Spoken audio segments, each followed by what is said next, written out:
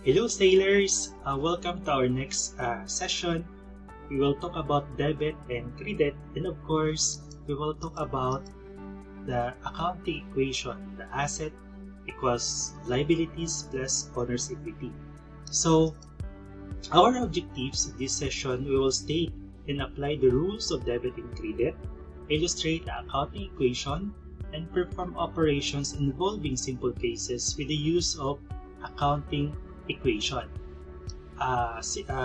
Little background about debit and credit. Debit comes from the Latin word debere, which is to owe or utang, and credere, which is means to believe or to entrust. And asset equals liabilities plus owner's equity that compose our balance sheet. This is the one of the reports that we're going to make. Balance sheet.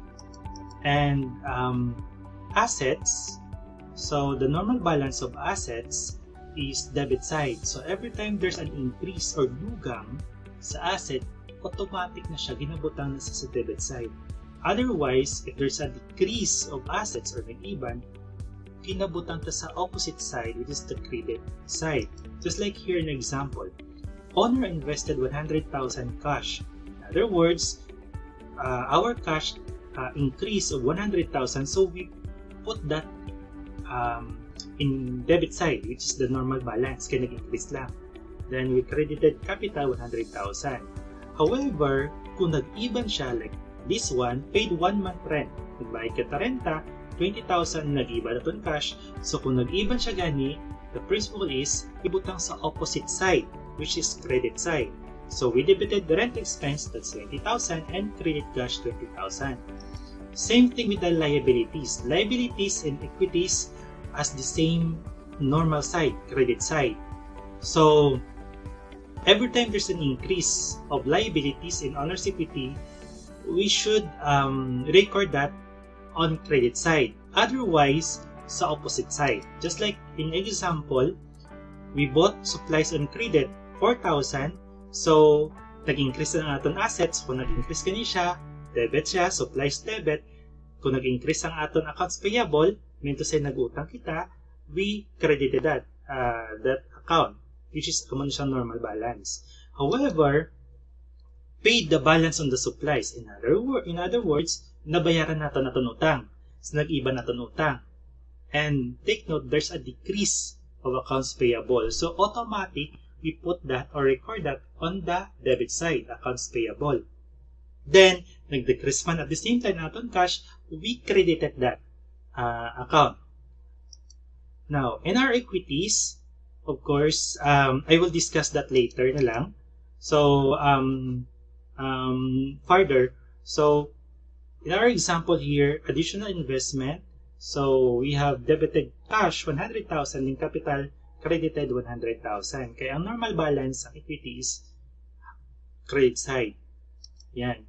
So, sa withdrawal naman, maghambal ka withdrawal drawings wherein may impact ini siya sa aton nga ng owner's equity. So, always take note that withdrawal or drawings, always kina siya sa debit side.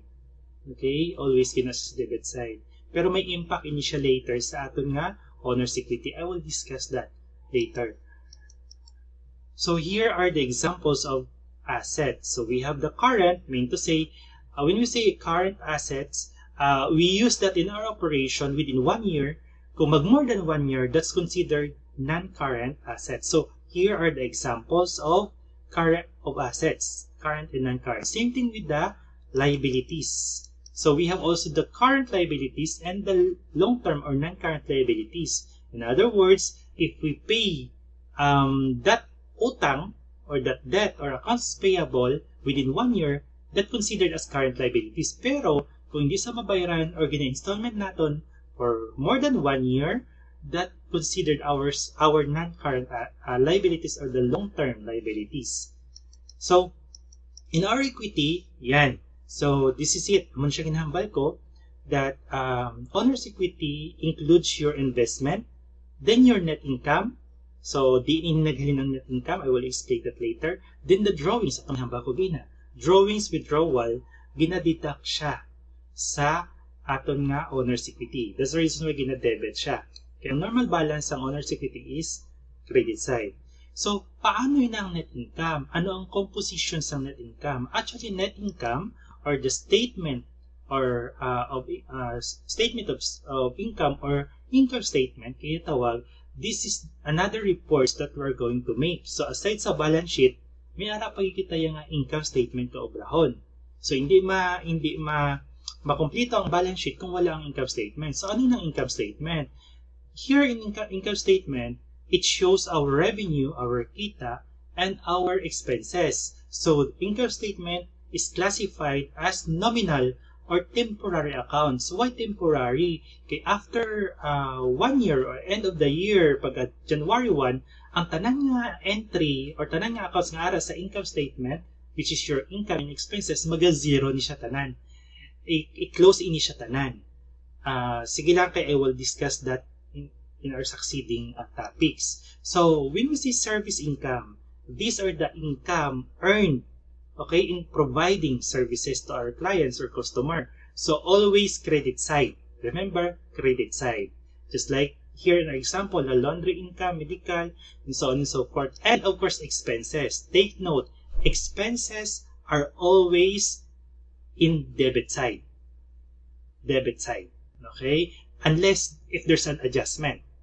Pero sige lang, later lang nagaling. So, salaries or wages expense, communication, electricity, or utilities expense, ang tawag sina.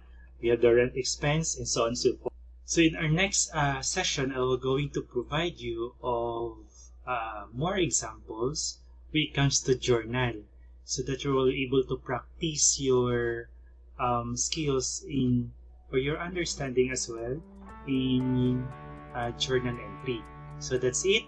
Thank you very much, and see you in our next session. God bless.